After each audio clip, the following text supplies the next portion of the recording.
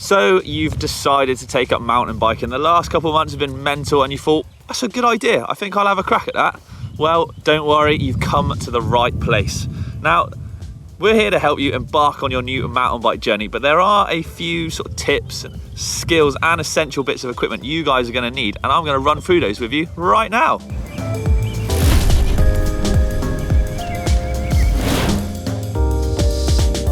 So let's go on to the first bit of equipment you're gonna need, and well, let's go have a look, shall we? Because I think it's a bit of an essential item. First things first though, it is that trusty steed you're gonna need. Clearly, without a mountain bike, it's gonna be hard to start mountain biking. Now there's a ton of good ways to get into it. You could ask a very nice friend you might have, he might be able to lend you one. If you're new to it and you go to a trail centre, you can often hire bikes there. They've got some really good ones. If you're looking to buy one, you don't need to spend a ton of cash. I've got my fancy mountain bike here, but something far simpler will do the job to get you going. If you are going to buy one though, shop around. There are some great second-hand deals out there. Like I said, you don't need a super fancy beast like this thing. Make sure you get the right one for you, fit for purpose, and is nice and safe, obviously. Yes, Rich, a bike, number one. Are we counting that? That is essential to be a mountain biker. Right, the first essential accessory is a pump. Now this is a floor pump. This is really, really important to have, especially if you're gonna go tubeless on your bike.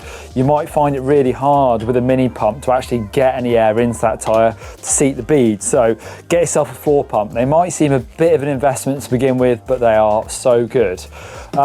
I would argue that you might need two pumps. Whilst a floor pump for home, for getting tubeless tyres seated, a mini pump to have on the trail to fix punctures is also something you need. So I would probably argue that you're going to need two pumps to start riding properly. Yes, you could just buy a mini pump, and these do come in various sizes. Obviously, the smaller it is, the more portable it is to get in your back pocket or in your rucksack. Larger, better for, again, seating tubeless. So potentially you could have sort of a mid-sized pump to take with you on the trail and to keep at home. But if I'm honest, I think two pumps is the way to go. Invest, it's definitely worth it.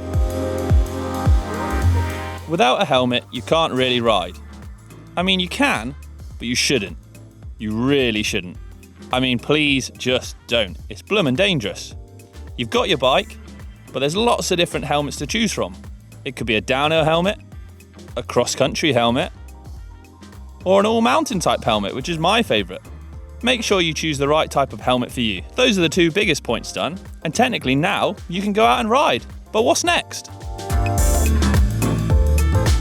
Mountain biking is a unique sport because, for the best part, you're expected to be able to fix or at least adjust your equipment. You wouldn't be expected to fix or restring a tennis racket, for example, but mountain bikers often fit and fettle with their bikes. So knowing your way around a multi-tool is pretty much part of the course.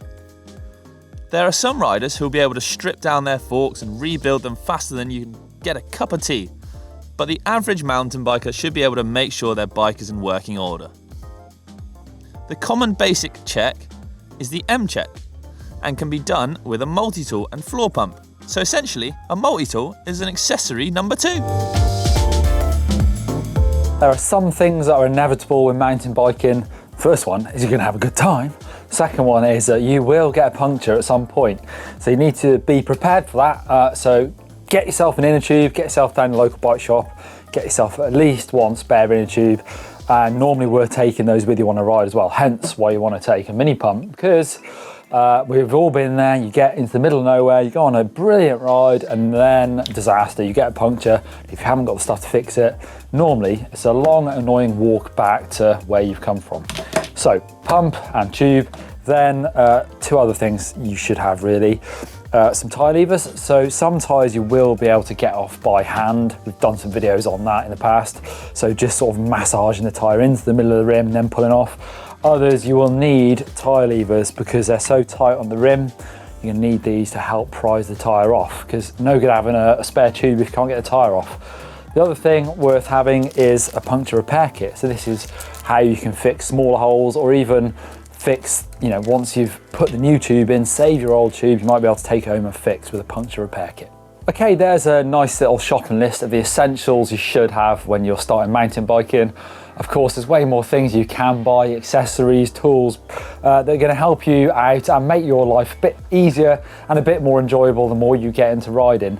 Don't forget, we've got a whole channel, GMBN Tech, dedicated to fixing, upgrading, and all the cool things about technical things, all mountain biking stuff. So head over there, loads of videos there.